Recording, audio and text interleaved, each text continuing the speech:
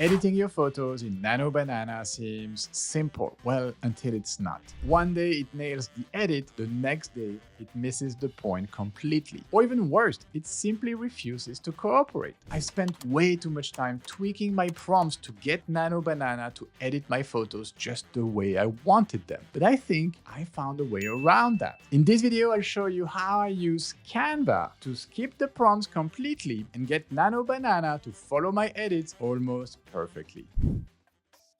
All right, let's start in a Canva presentation. Okay, you can do this in any kind of Canva document. Me, I'm just going to be using a presentation because I like this format. And I have a photo taken this morning from my running club. So these are some people I run with every Wednesday morning. And there you go. We take a selfie at the beach because we run at the beach and we just post it in our WhatsApp group. So this is the photo I'm going to be using in NanoBanana. So this next slide right here is showing you my actual hack. Okay, I'm giving you the answer to this video straight away, and I'm going to show you a few different use cases on how to best use this technique. So the technique consists of using two things in Canva. First, you are going to create a box similar to this one. I'm going to show you how I created this in a second. And second, you are going to use a text box to tell NanoBanana the kind of edit you want to make to this photo. Very simple. The box kind of shows NanoBanana where the edit needs to take place. Okay, so I'm placing this right here. And the text, the edit, add a large mariachi hat. Okay, I want to have a big mariachi hat on my head right here. And then the second prompt that I have here, another box, you see, it says change for a unicorn onesie outfit. So it's as simple as this, like simple annotations on your photo using shape to define the area and a simple prompt with a text box. The advantage of using this technique is that you can do multiple edits at the same time. Usually when you write prompts to create edits, it's not great at doing multiple things in the same round of edits, right? Well,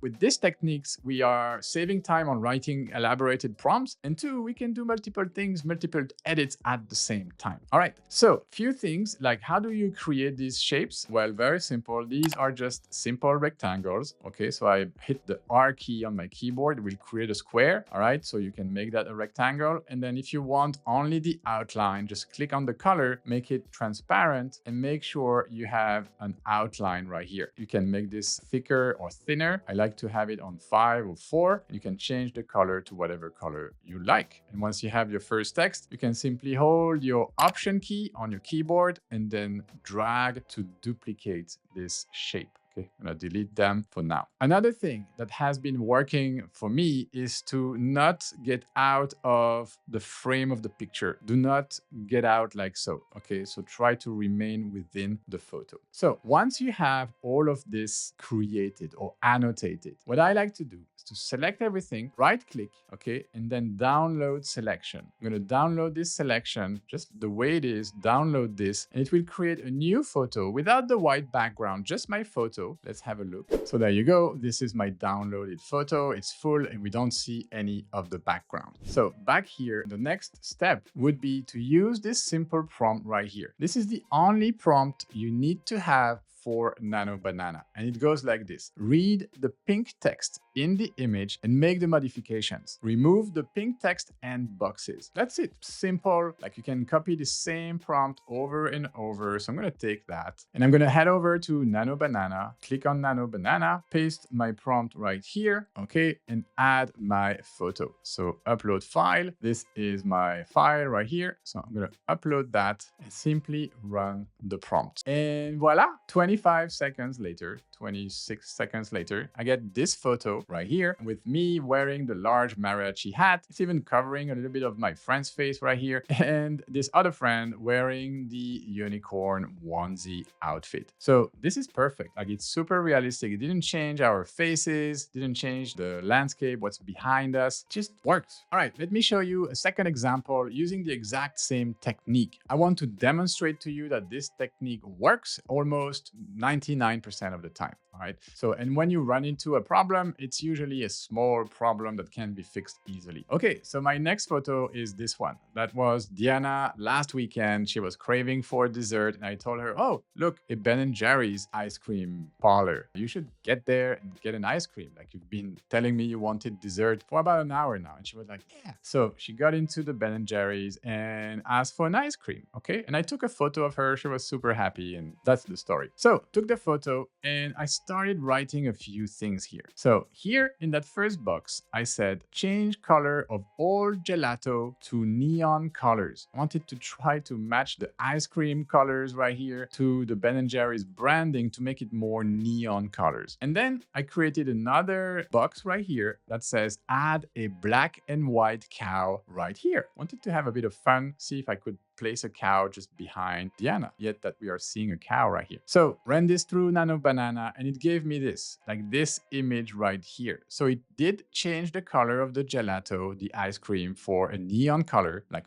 not all of them, but most of them. And it did place a sticker of the black and white cow on the floor, resembling this other cow that was right here on the wall as part of the branding of Ben & Jerry's. So it did understand the context of this photo, and it was also me and my prompt for the edit that was not completely clear to like what kind of cow I wanted. So I went back to work and I said, so this one I didn't change. So change the color of all the gelato to neon colors. But then here, this one, I kind of refined this prompt and it says the following. Add a photorealistic black and white cow right here. Make it fit the space in a natural way. So I added the term photorealistic and also asked Nano Banana to make it fit this space, so this box, in a natural way. And this prompt was actually precise enough for me to get the exact outcome I was expected. And I got this image. So there you go. I have my photorealistic cow and it's realistically placed next to Diana right here. It's even like with the little ear popping out and almost touching Diana's jacket. So this again was a success. All right, let's do one last photo just for the fun of it. I'm having fun with these. The story is that this weekend, this last Saturday, Diana and I went to a Daft Punk tribute concert here in Barcelona. So it's two DJs that were dressed like the Daft Punks who actually recreated a famous Daft Punk concert that happened in 2007. The show is called Alive and it was amazing. So I'm gonna work on a selfie that I have right here. And this is the selfie we took, all right, with the crowd in the background. So I'm going to import this selfie into Canva. I'm going to put it right here on my page. And then I will bring another photo right here, a photo of the actual Daft Punks, okay? So for those of you who don't know, the Daft Punks, they are a famous French band, like electronic music, super famous, but they kind of retired and they don't play concerts anymore. So the tribute concert was, for me, a real chance of actually seeing them. I've never seen the real Daft Punks. All right, so I have my reference photo. I have my selfie from the concert. Now I can start making my boxes and simply giving or writing my instructions. So the first thing I need is a rectangle, okay, that is transparent in the inside. So here, transparent, and then my outline is going to look pink. Okay, so this first box will be for Ronnie's head. Okay, so just grab it, put it here, make sure we have the entire head covered. And I will need a text box, so my T key. And I have the prompt already written right here. I'm going to read it to you. But first, I'm going to turn that, let's say pink, because I've been using pink since the beginning. So the guide or the edit guidelines go like this. Add a replica of the golden robot helmet worn by the Daft Punk at their 2007 Alive show on the man's head. The helmet covers his entire face. Okay, perfect. And then I'll do something similar. Just hold my Option key to duplicate that box, adjust it to Diana's face now, right here. Just move it so it's perfectly centered. And then copy this text as well. And I'm going to place the text right here. So here I just need to change golden for silver and on the woman's head. And I can reduce the size of this text. Text don't need to be at the exact same size. It doesn't matter because as long as the AI can read it, I'm good to go. to be honest. So just make sure it fits within my photo. Okay, so these guidelines look very clear to me. Again, I'm going to select everything, download selection. It's going to download nicely. And what I can do in the meantime is to come here, grab my prompt for Nano Banana, and then head back to Nano Banana, paste my prompt, add my photo, so the selfie with the annotations. So I'm going to just open this and then run the prompt. And normally this should give me the Daft Punk helmets, both colors on each of my and Diana's face. Let's see. I hope this works because this would be a nice kind of like throwback to this concert. And there you go. We have our photo right here. This is nice. I'm going to download this. Then I can come back to my Canva design right here and actually bring on that photo right here. Let's make it bigger and yeah, just have a nicer look, but this looks great to me. We can see that the reflection on the helmets are kind of consistent. If we look at the original helmets right here, we see obviously a different light reflection, but from here it adjusted to try to match what might be in front of us right here at this concert. And this is where I'm going to leave it for today, guys. Thank you for watching until the end. I hope this trick